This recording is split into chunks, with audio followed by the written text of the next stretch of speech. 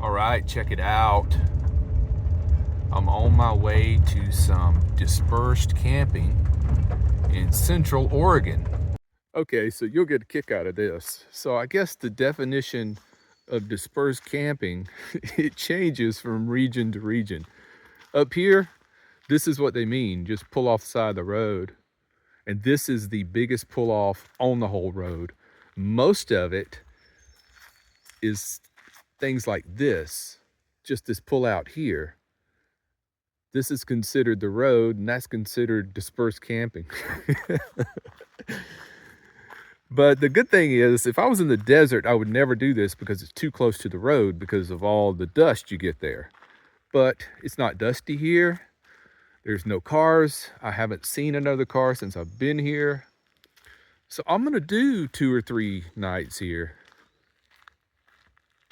Let me show you just how large this is. See, it's gigantic. But it'll work. And it's free. There is some trash here. It's always going to be some trash at free campsites because people just don't respect them. I'll pick it up. It's not much. Plastic wraps. Not bad. Not bad at all. I've seen much trashier. Did I ever tell you the story of when Kevin and I were up here 2 years ago and we met feral people living out in the woods? Yeah, it was a group of just feral people living in this trash pile out in the middle of the woods. We made a video about it. I'll have to go back, see if I can find some of that, put it in a, make another video about it. It's cold. I'm over 1,000 feet elevation. Correction, 2,000 feet. I'm in Central Oregon. Oh, there's some more trash. But still, it's not bad. It's a plastic bottle and probably somebody's butt napkins. I'm not going to touch those.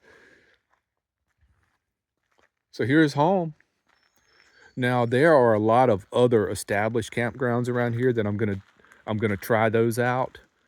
They're about 25 bucks a night, but I have the access pass and they will honor it. So for me, it'll be 50% off. So about $12.50 a night. Cannot beat that. That's gonna be great. But I'm just gonna get my bearings about me here and get kind of acclimated to this cold. You may hear me shivering a little bit, but this is beautiful.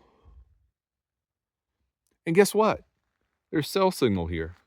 I've got enough cell signal where I'm not gonna have to put up Starlink. And if I did put up Starlink, I've already checked it out. It looks like if I put the dish up on top of the van, it just might clear that tree line there. So I think it would still work here. It would be a lot of buffering, I think, but so far cell signal is good. All right, let's go down this way. Yeah, I'll have to put a coat on. I'm a little shivery. Look at the moss. Mossy moss. Still can't get over how this camera picks up colors. It really looks like that when you're here in person. It's really that bright. Oh, there is more trash down there. Milk jug. I hear a crow. So I'll have company. I always love it when the crows stop by.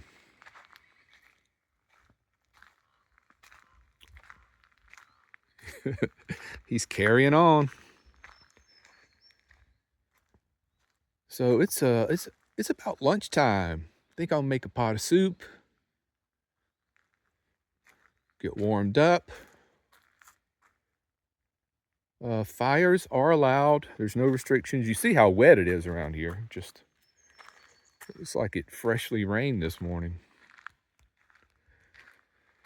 I don't have much to burn. I've got some cardboard. That's too wet to burn. Here's where they had a fire. But I would get these rocks over here and make a new fire ring. There's plenty of them laying around here. And just put the ring maybe right here. That'd be a good spot. No overhanging limbs above it. All right, I gotta eat. Okay, I had some soup. I feel better now. So let me tell you how I found this place.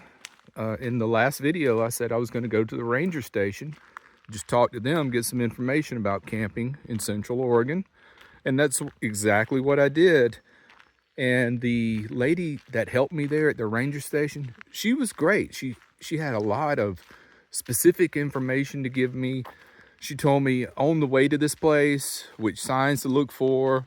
She said, you'll see a sign that says no camping area for the next 6 miles. And then you'll see another sign that says camping is allowed. She said that sign may be falling down, so just clock your odometer and go at least 6 miles.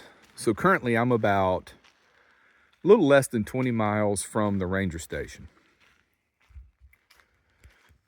So that's how I found it. And every little detail she gave me about which turn to take, turn on this road, turn on that road, it was all accurate. It seems to be warming up a bit. Or maybe that soup just warmed me up. Get out walking around is warming me up. Yeah, 2,000 feet elevation this time of year in Oregon, and it's chilly. Still hadn't seen a car come by.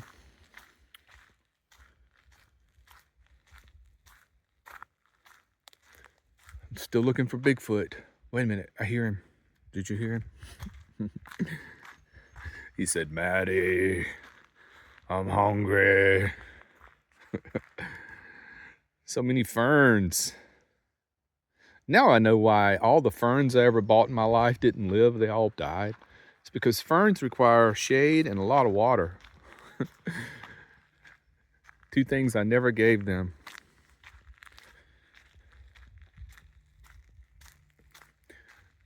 There's a day use area back about, I guess, 3 miles. So that'd be a good ride. I could get the e-bike out and ride down to the day use area tomorrow. I'm not going to do anything the rest of the day.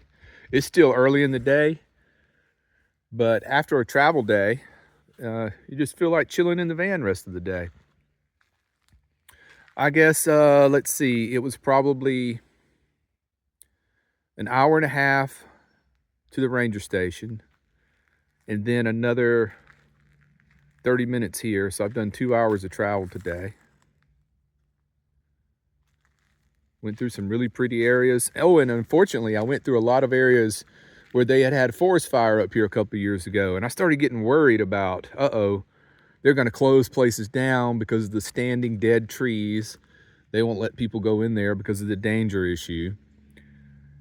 And when I got to the ranger station, she said, yeah, but only one area is still closed. And she told me where that was. She said, don't go there. But you still have like 10 different places you can go with thousands and thousands of acres. But that fire, you can still see the devastation left behind from it. It was a really big, serious wildfire. And I think I remember Gina talking about it. Van Life with Gina YouTube channel. Was it last summer or the summer before that? She was always talking about the smoke was heavy from the wildfires. So that must be the one she was talking about. Or it might not be, because I'm not anywhere near her place. But who knows how far the smoke could drift in the wind. All right, that's enough rambling. I'll check in with you tomorrow. Thanks for watching. Take care, be well, and smash the bell.